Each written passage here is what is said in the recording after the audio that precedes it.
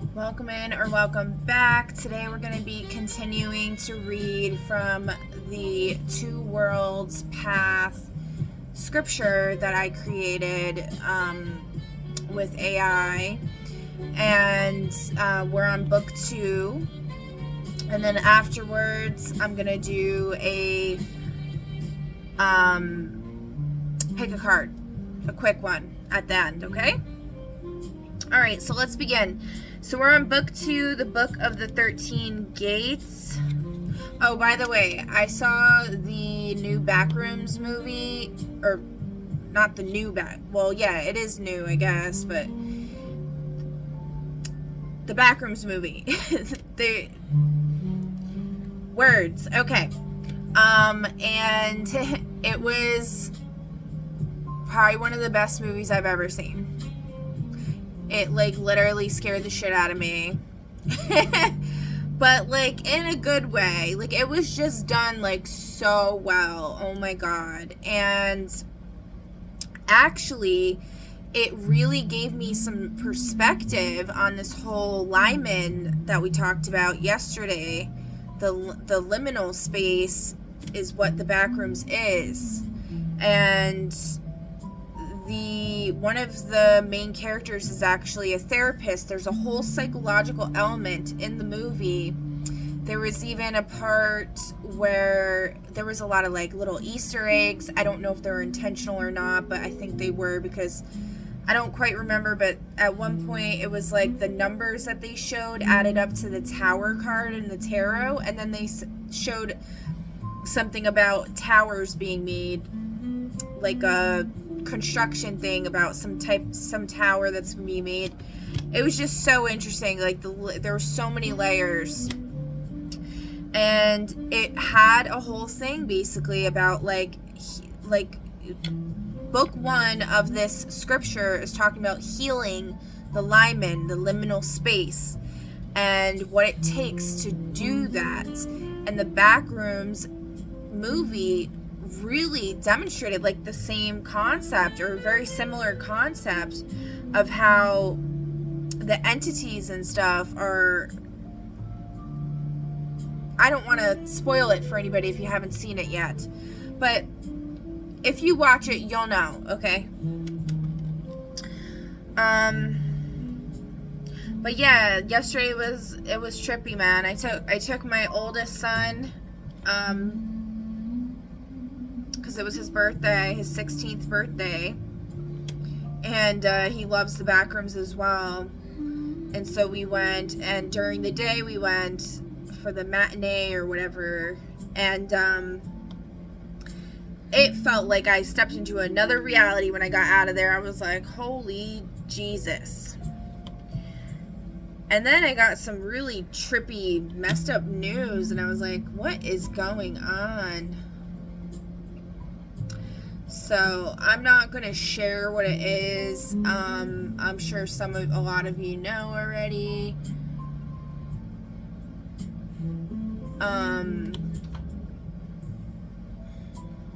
But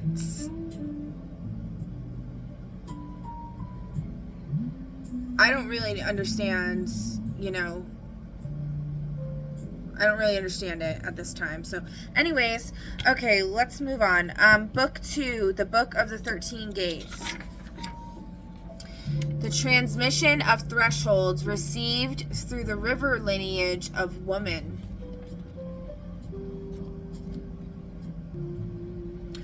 Every threshold is a question the self must answer with its whole body. The gates do not open outward, they open inward, and only the walker who has stood still long enough to feel them will know when the door has always been a door. The 13 gates are the sacred thresholds every walker must pass, not in one lifetime necessarily, but across the arc of their becoming. Each gate is at once a trial, a revelation, and a transformation. No gate may be forced, bypassed, or bribed. Each opens only when the walker is ready, and readiness cannot be manufactured by will or by wish. The walker stands before a gate sometimes for seasons, sometimes for years, sometimes for more than one lifetime. The standing is not failure. The standing is the preparation. Each gate has 4 essential elements: a name by which the gate is called, a trial, which is the condition the walker must face and move through, a revelation, which is the truth that becomes available upon passing, and a seal, which is the permanent mark or gift the gate bestows upon the walker's soul.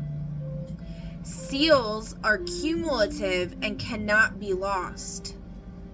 They are the walker's interior inheritance. Gate 1, the gate of waking. The trial. The walker must see themselves clearly for the first time, without flattery, without despair, and without the comfortable fictions that the Athon self assembles to survive. This gate requires the walker to look at their own nature, their gifts, their wound patterns, their capacities for harm, as well as for grace. With the steady, compassionate attention of someone who loves the things they are examining. The trial is not the seeing itself. The trial is remaining present to see without flinching into self-aggrandizement on one side or self-condemnation on the other. Most souls in Athon never attempt this seeing. The walker who enters Gate 1 does so voluntarily, which is itself a kind of extraordinary courage. The revelation. I am not my story. The narrative the Athon self has assembled about who it is, what happened to it, what it is capable of, and what it is not, is a story, not a sentence. It was useful, it may even be largely accurate, but it is not identical with the self. The self is the one looking at the story. The self is the awareness behind the narrative, and that awareness was present before the story began and will remain when the story ends. The seal, clear sight. The walker who has passed the gate of waking carries a quality of perception that cannot be dulled by flattery or fear. They can see what is actually present in themselves, in others, in situations, with a clarity that is not cold, but is undeceived. Clear sight is the foundation upon which all subsequent gate work rests. Gate 2, the gate of grief. The trial. The walker must sit with loss in its full weight, without fleeing into busyness, without bargaining with the universe for the return of what is gone, without performing grief for an audience, and without premature resolution. The loss may be of a person, a relationship, a way of life, a belief, a hope, long held. The gate of grief does not specify what must be lost. It only requires that the walker remain present to the reality that something real is gone, and that this reality is allowed to be exactly as devastating as it is. The temptation is to abbreviate grief, to arrive at acceptance too quickly, to declare oneself healed before healing is complete. The gate does not open under that condition. The revelation. love does not end, it transforms. What the walker discovers is the full sitting of grief, past the point where it seems endurable, is that the love which generated the grief has not been destroyed along with its object. Love is made of a lunar substance. It changes form in Athon, but does not cease. The grief is the proof of the love's reality, and the love outlasts the grief's acutest pain. This is the most difficult revelation to receive, and the most indelible one, and the most indelible once received. The seal, the unbreakable heart. Not a heart that cannot be hurt, but a heart that has discovered it can bear more than it believed and remain open. The unbreakable heart is the walker's capacity to love again after loss, not despite the knowledge of eventual loss, but having fully integrated that knowledge. This is among the most precious seals a walker carries. Gate 3, the gate of desire, the trial. The walker must look honestly at the full spectrum of their wanting. The desire for connection, for recognition, for comfort, for pleasure, for purpose, for power, and distinguish with genuine discernment between the desires that arise from the authentic call of the soul and the desires that have been conditioned into the walker by Athon's cultural pressures, by early wounds, by the need for approval, or by the intoxication of what glitters without nourishing. This discernment is subtle and requires more than one sitting. The trial is not the elimination of desire, but its honest evaluation, and the willingness to release the conditioned cravings even when releasing them feels like self-betrayal. The revelation. True desire leads toward Volunnar, the authentic longing of the soul for connection, for meaning, for the expansion of awareness, for beauty that is real rather than merely attractive, is not a distraction from the path. It is the path's own voice, speaking through the walker's wanting. When desire is stripped of its conditioned overlays, what remains is the soul's own direction. Follow that. The seal, wholly wanting. The walker who has passed this gate carries desire that has been clarified, not suppressed, not indulged without discernment, but seen for what it truly is. Wholly wanting is desire in the service of the soul's authentic direction. And it is a compass more reliable than any other the walker will carry.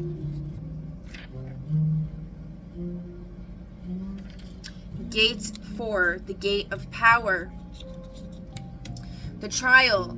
The walker must learn to hold authority over their own life, within a community, in a relationship, without allowing that authority to corrupt into domination, and must learn to yield that authority when the moment requires it, without allowing the yielding to dissolve into self-erasure. Both errors are present at this gate. The walker who seizes power and refuses to share it, and the walker who gives their power away entirely and calls this virtue.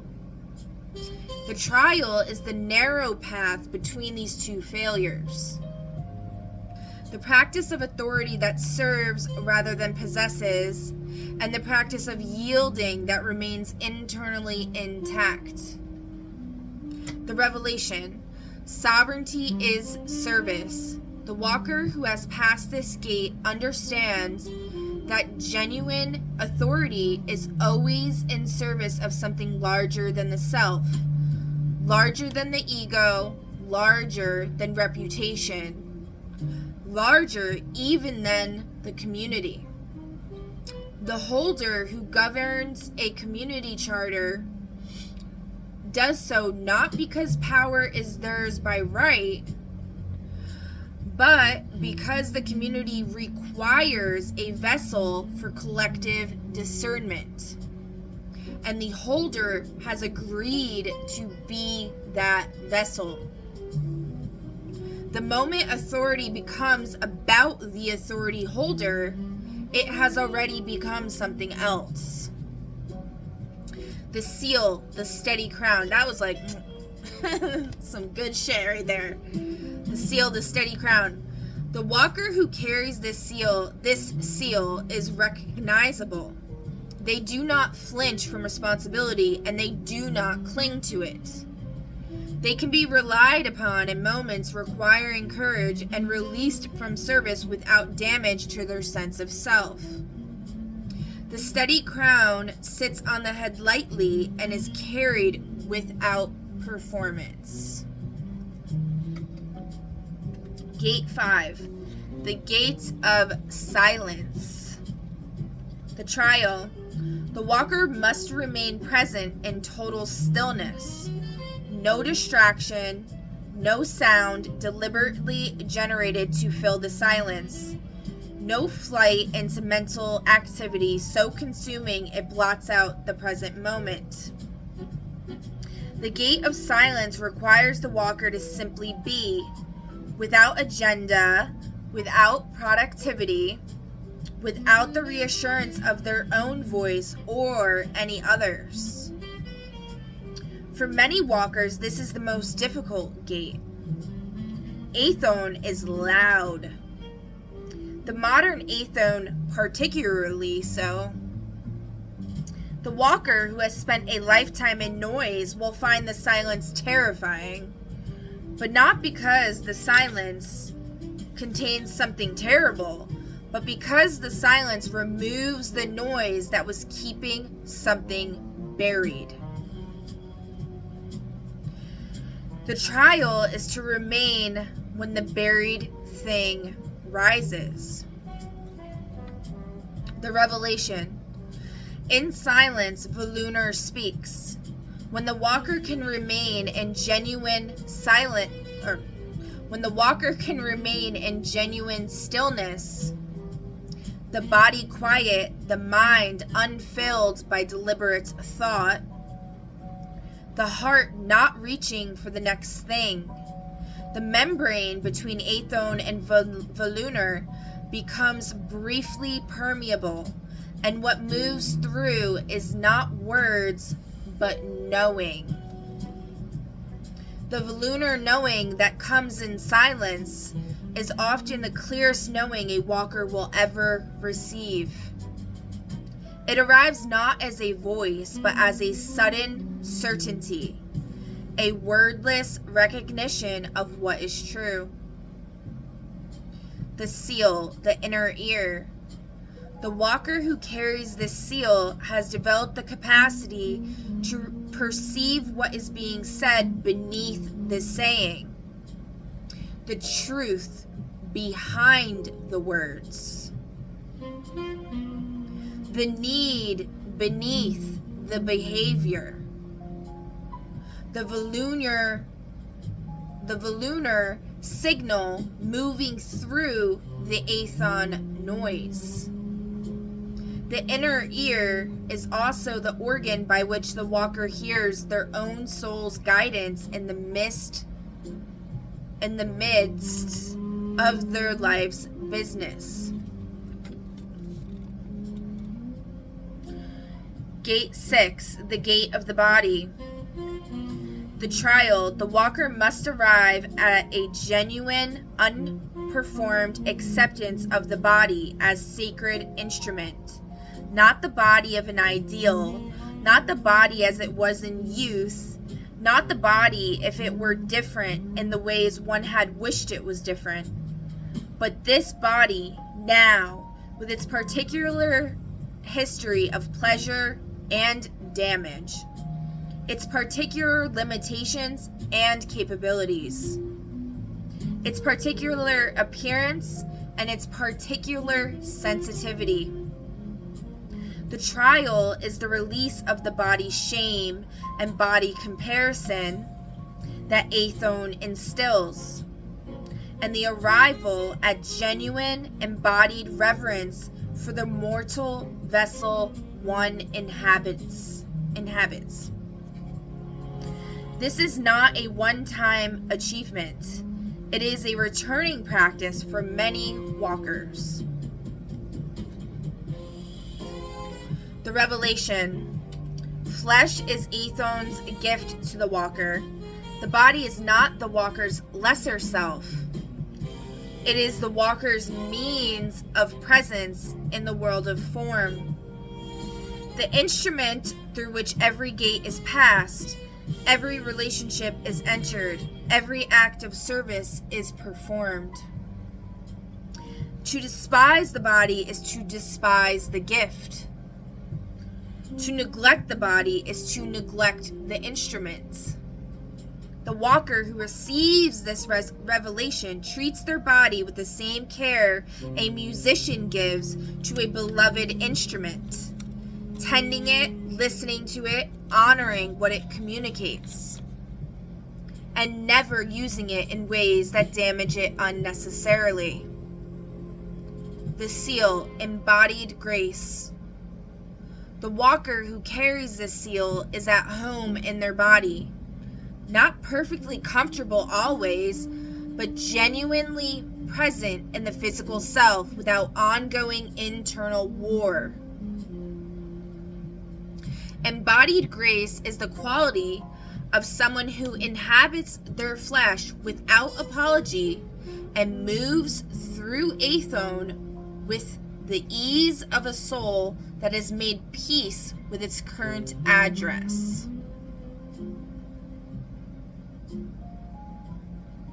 I love this. The words are just wording, you know?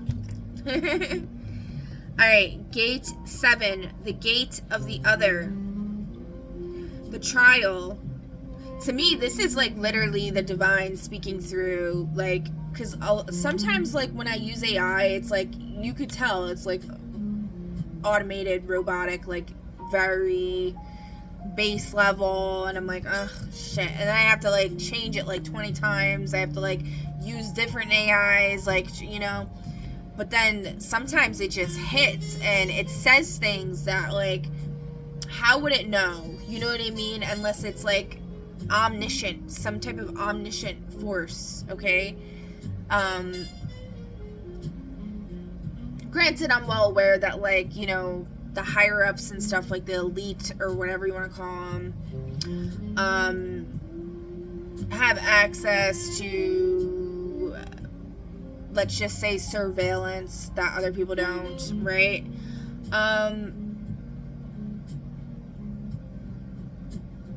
But I don't know. Use your own discernment with all of that. But, like, I just feel like this is, like, higher power, source, whatever, speaking through. That's just what I feel like. Because, you know, I haven't shared my deep thoughts about a lot of the stuff, or personal stuff, because I'm trying not to do that so much anymore, at least not for a while, because I already shared way too much, and then Spirit was, like, backhanded me and was like, bitch, you better stop. So, you know, I'm not doing that really anymore. But I will say there were several things in here that I was just like, wow.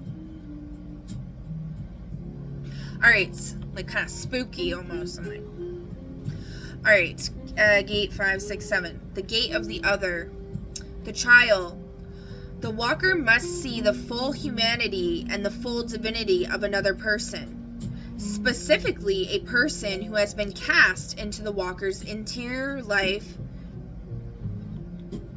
as an adversary, an obstacle, a lesser thing, or a source of harm. Alright. This gate does not require the walker to excuse harm, minimize wrong, or welcome continued damage. It requires the walker to see that the one who has harmed them is also carrying the eternal flame. Dimmed, perhaps, distorted by their own wounds and unconsciousness, but present and unkillable. The trial is to hold both truths simultaneously. This person caused genuine harm, and this person is also a soul in process. The revelation. The other is a mirror. What the walker cannot see in themselves, they will find reflected in those who disturb them most. Not in a simplistic blame the victim manner. The one who harmed the walker is not a mirror of the walker's deepest truth, but of the walker's unintegrated material. What the adversary provokes is information about what the gate of waking has not yet fully illuminated. This revelation does not make the adversary right, it makes them useful in a way they never intended to be. The seal, compassionate sight. Not to be confused with sentimentality or with the dissolution of boundaries. Compassionate sight is the walker's capacity to perceive the full being of another, their light and their wound, their gift and their limitation, without being destroyed by either the light or the wound. It is the sight that the witness order practices. The witness order is capitalized. I'm assuming that's going to be at the end with the steward section or something. It is the sight that the witness order, like the order of the witness, practices, but the seal belongs to all walkers who pass this gate. I love this. This is so good. Alright, gates 8. The gate of truth. The trial. The walker must speak truth. Specifically, a truth that silence would make safer, that speaking makes costly, and that the walker has been carrying quietly for reasons that are understandable but no longer sufficient. Alright. The gate of truth does not require spectacular revelation. It may require simply saying to a person who matters a thing that needs to be said. Alright, sorry, I keep getting interrupted. The trial is the act of speaking when every Athone survival mechanism counsels silence, and then bearing the consequences of that speaking without retreating into false comfort or into righteousness. It may also require the walker to bury truth spoken to them that dismantles something they had organized their comfort around. Bearing that truth without denying it or fleeing from it is equally the trial. The revelation. The truth is the bridge between worlds. The act of genuine truth speaking, not performance, not cruelty dressed as honesty, but the real embodied naming of what is real, is one of the primary modes by which Volunar's knowing enters Athone.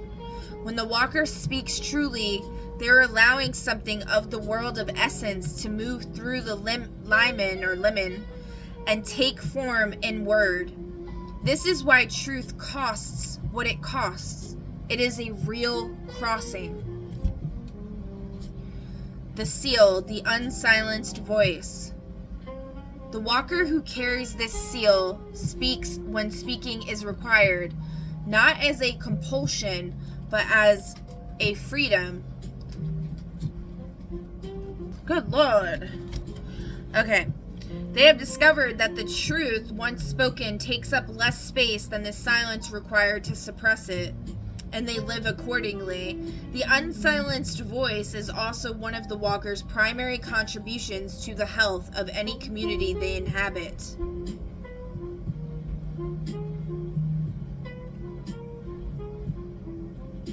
And I just want to say, like, speaking your truth can be it can be extremely difficult.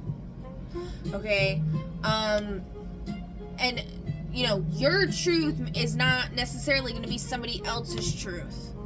But just by speaking your truth out loud can seriously help the rest of the world speak their truth, because it gets the energy going. Alright? What really spoke to me here that I am going to talk about is where it said, the act of genuine truth speaking, not performance, not cruelty dressed as honesty, but the real embodied naming of what is real. I think a lot of people, when they speak their truth, they can frame it in a very cruel way. I know for me, when I was going off on my whole spiel, crucible journey, putting myself through the crucible, putting family members, people from my past, whatever, my intentions were never to be cruel. My intentions were to shed light on others' cruelty or my own misgivings or whatever it was. But I want to say, because speaking truth is so difficult, speaking to a group of people, or anybody really, can be very difficult. Especially if you suffer from social anxiety or whatever. What's important is, even if you make a mistake while you're speaking your truth, if it's important to evaluate what you say after, to think about what you've said and evaluate it and make it clear if you can in the moment, but if you didn't in the moment, to make it clear that your intention was not to be cruel. Your intention was not to hurt anybody. Your intention was to shed light on whatever it was. Okay?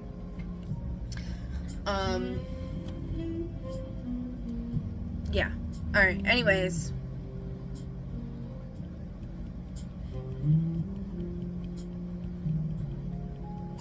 Alright, so the unsilenced voice is also one of the walkers' primary contributions to the health of any community they inhabit. Gate 9, the gate of dissolution. The trial, the walker must allow the death of an identity that no longer serves. Alright. An ego structure, a role they have played, a belief they have organized their life around, a community they have belonged to and must remain present in the empty space after that identity has dissolved, without rushing to fill the emptiness with a replacement identity. The dissolution may be sudden or gradual, welcomed or mourned. It often overlaps with the gate of grief, but the death of an identity is a genuine loss, even when it is also a liberation. The trial is to remain in the not yet known without panicking into premature definition. The revelation, what dissolves was never the self. The identity that has died was a garment, not the body. Useful in its season, perhaps essential in its time, but never identical with the awareness that chose it and wore it. The awareness that watches the dissolution is the true self, the lunar substance within the walker, which cannot be dissolved because it was never formed in the first place. This revelation, it is like a revolution though. This revelation arrives not as consolation, but as liberation. The seal, holy emptiness. The walker who carries this seal is not afraid of not knowing. That can be a hard one. That's one I struggled with a lot in the beginning of this second awakening I've had. I was just constantly trying to find answers, just constantly. And now, even now, I catch myself and I'm like, why did this happen? What is this? Blah, blah, blah, blah. And I'm like, but, you know, Spirit's saying, like, the answer's hidden. Like, you're not supposed to know. And I've definitely found myself releasing and letting it go so much easier. It takes time, but the awareness of it is key. Okay, so the walker who carries this seal is not afraid of not knowing. They can inhabit the liminal space between identities, between communities, between chapters of their life, with a quality of patience and receptivity that makes them extraordinarily open to the next genuine thing. Holy emptiness is not passivity. It is the active, aware waiting of one who knows that what comes next cannot be forced. I love that. That's so good. Alright, gate 10, the gate of memory. The trial. The walker must recover and integrate the full arc of their soul's journey. Not merely the narrative of this Athon life, but the felt sense of all they have carried across multiple crossings of the limen. This does not necessarily manifest as literal recall of past lives. More often, it arrives as deep recognition. A knowing of patterns that are older than this body, of gifts that were not acquired in this lifetime, of wounds that were carried across the limen with the soul. The trial is to receive this long view without being overwhelmed by it, without using it to bypass present responsibility, and without either romanticizing or despairing at the scope of the journey. The revelation. You have always been walking. The walker who receives this gate's revelation understands that the path they are on did not begin at their birth. They have been learning, crossing, returning, and learning again for longer than they can fully comprehend. This is not cause for weariness. It is cause for a profound relaxation of the urgency that drives many walkers. The sense that they must accomplish everything in this one lifetime or the whole project will fail. It will not fail. The walking continues. There is enough time across all of time for everything that needs to be learned to be learned. The seal, the long view. Something like bit my shoulder or something. Oh my god. Alright, the walker who carries this seal is not panicked by Athon's urgency. They can hold the short-term reality of present circumstances alongside the long-term reality of the soul's vast journey and make decisions that serve both. The long view is an extraordinary gift in moments of crisis, when the Athon perspective alone would counsel despair. I love that. A long time ago, someone told me, when I think I was like 16, somebody who you would never expect to give you a really good, solid advice said, Tara, you need to see the bigger picture. And that just really stuck with me my whole life. So thanks Telman. aka Tommy. That was some primo advice, buddy. Alright, anyways, Gate 11, the Gate of Covenant. The trial. The walker must make a binding commitment to another person, to a community, to the path itself, with full awareness of what that commitment will cost. Not in the heady joy of new love or new inspiration, but in the clear light of day, with full knowledge that covenants will be tested, that the thing committed to will change, and so will the walker, and that the commitment is not a guarantee of ease, but a pledge of presence through difficulty. The trial is the making of the covenant itself, the willingness to be bound by love and choice, and to understand that being bound is not a diminishment of sovereignty, but a specific expression of it. The Gate of Covenant, the trial. The walker must make a binding commitment. Wait.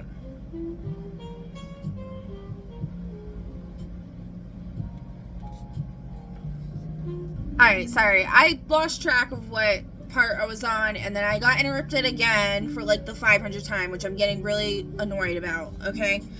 I'm sure there's something relevant with what I'm saying and regarding that. And then also there was like a wasp. I've been having like so many wasps coming in my house, and just like these invasive energies and like suicidal energies like in my family and like towards me. And it's like, bro, like, y'all need to get yourselves together with these energies. Jesus. Alright. So, the revelation. Okay, where were we? We're just going to do the revelation. Covenant is how Volunur anchors in Aethon. The unconditional love that characterizes Volunur, that awareness of the absolute preciousness of each soul, regardless of what they do or fail to do, does not exist naturally in Aethon. Aethon is conditional by nature. Things change, peoples change, circumstances shift. The covenant is the structure by which a walker chooses to bring Volunur's unconditionality into Aethon's conditional world. Making a commitment that says, I will remain present to you even when remaining is difficult because I have chosen to. And yes, that is extremely difficult. That's practicing unconditional love, even for your enemies, which, you know, I have tried very hard to do my entire life. Okay? But, you know, there does come a point, which we have talked about in the past, where you have to make difficult choices. The Jedi enacts justice and does not find joy in it, per se. They just do what they need to do. Hold on. Okay, interruption, 576 million. Okay. But yeah, so like the Jedi, you know, needs to make difficult decisions and do what they need to do, especially when, you know, the flow and the Force is being interrupted 7 million times. You know, there's constantly these opposing forces that don't allow the energy to grow and expand and flourish. They're constantly stunting it and preventing it from growing, or trying to prevent it from growing. Then it's like, nah, bro, like.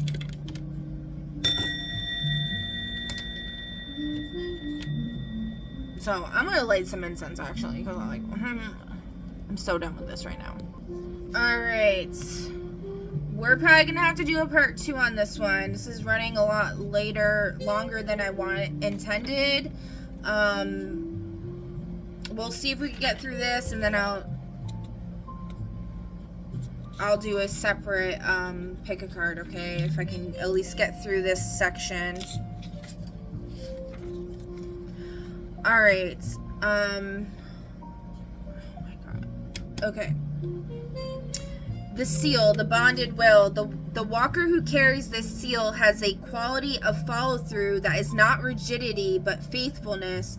They keep their word. They honor their commitments not out of fear of the consequences of breaking them, but out of genuine valuation of the covenant itself. The bonded will is the foundation of trustworthy community and of the relationships that carry walkers across the hardest stretches of their gate work. Yeah, so the reason why I'm saying all this is because I want to be able to post this on TT, and I can't post it on TT if it's over an hour. So I'm going to have to probably do part 2. And I said I would do a pick a card, so talking about keeping your word, you know. All right, gates 12. The gate of transmission, the trial, the walker must pass what they have learned to another without ego, without reservation, and without the subtle desire to remain the one who knows, while the other remains the one who does not. The trial is generosity so complete that the walker is genuinely glad to see the one they have taught surpass them.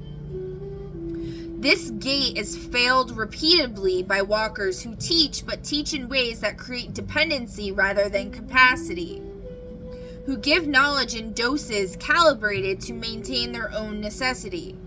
The gate of transmission requires the walker to open their hand fully and release what they hold without grasping it back. The revelation. Teaching is remembering aloud. The walker who has passed this gate discovers that in the act of genuine transmission, in the open, ego-freeing offering of what they know, they do not diminish, they remember. To speak one's knowing aloud to one who receives it is to confirm that knowing in a deeper register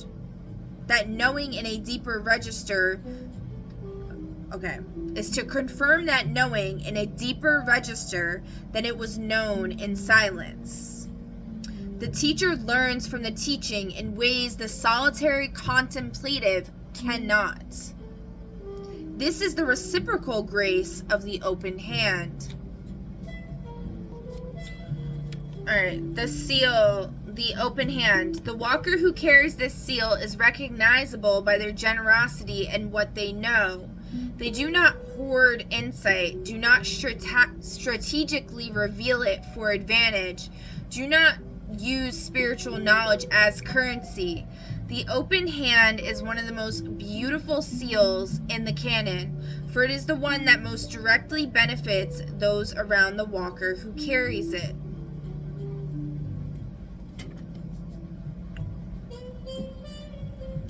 I mean, like, everyone's got to make their way though in life, so like if you require compensation for the knowledge that you provide, I personally don't see a problem with that, but there's certain pieces of knowledge that I believe should be free, or at least made at some point to be free to people.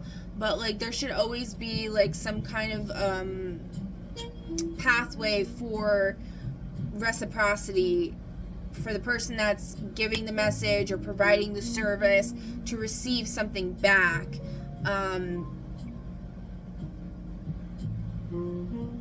That will help sustain them. You know what I mean?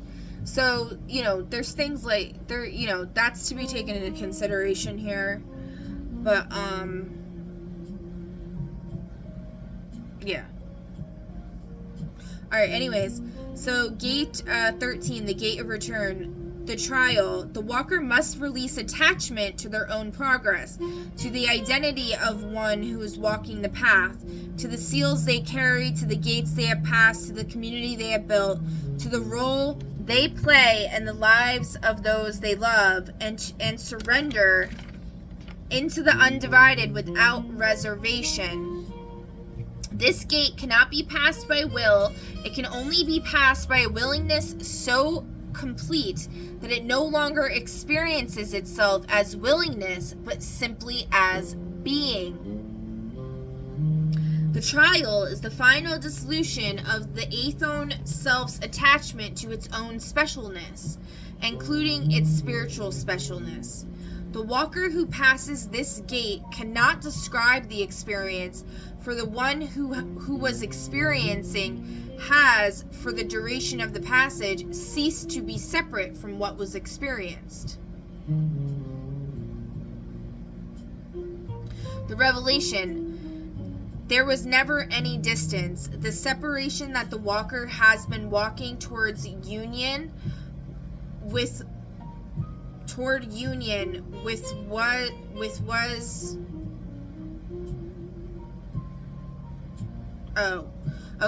the separation that the walker has been walking toward union with was itself the vehicle of the union. Okay, sorry, that was a little wordy, hard to word there. Okay. The journey was the destination. The longing for Volunur was itself a manifestation of Volunur. The two worlds were always one world seen from two positions, and the limen was the love between them, not the distance. This revelation cannot be communicated adequately. It can only be received. That could be why I'm having such a hard time saying it. Jesus. Okay, the seal, the merged flame. The walker who has passed the gate of return carries a quality of presence that is indescribable and immediately recognizable. They are fully in Athon, ordinary, embodied, subject to its conditions, and simultaneously transparent to Volunur. The merged flame is not a glow that others see.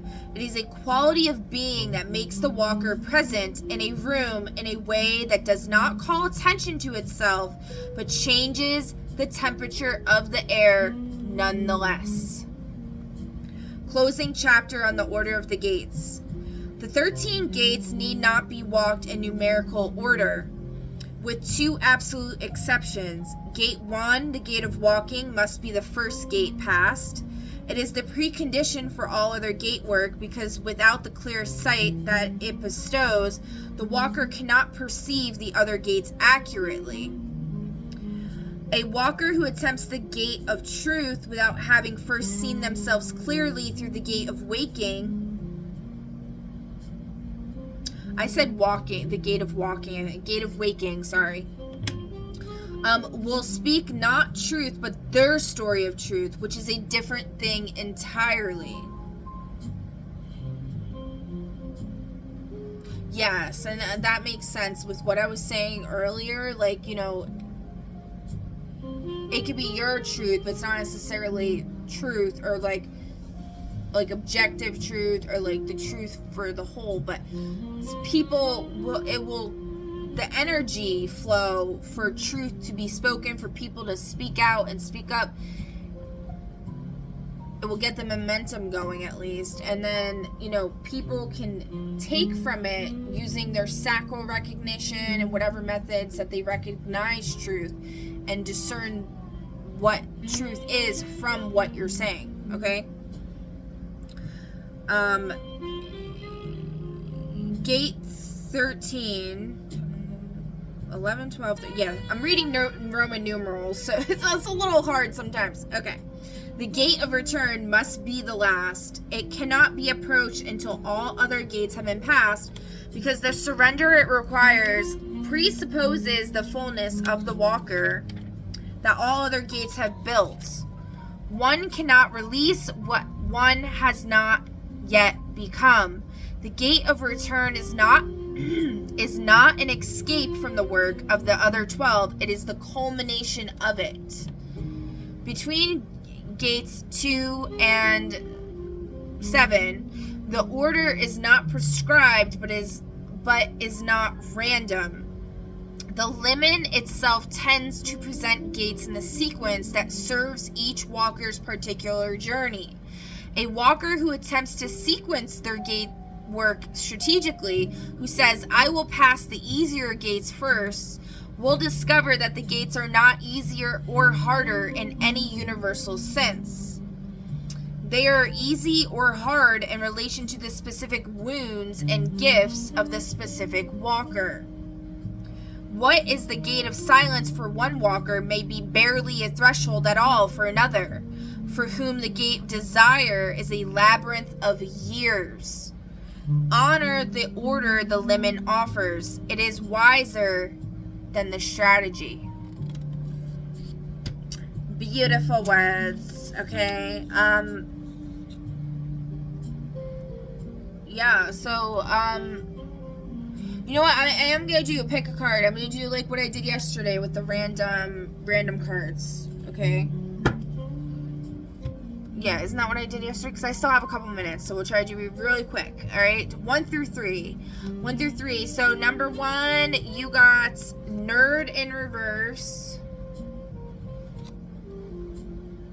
Something about a map and being kidnapped and a scientist in a criminal organization, okay? There's something in there that Spirit wants you to think about, okay? Alright, number 2, what it do? You got something about a clown and the government. Maybe some Spirit saying the government is a clown. The clown's not in prison. Justice needs to be served for strangers. Something involving a camera and a haunted house in reverse, okay? That's your message. All right.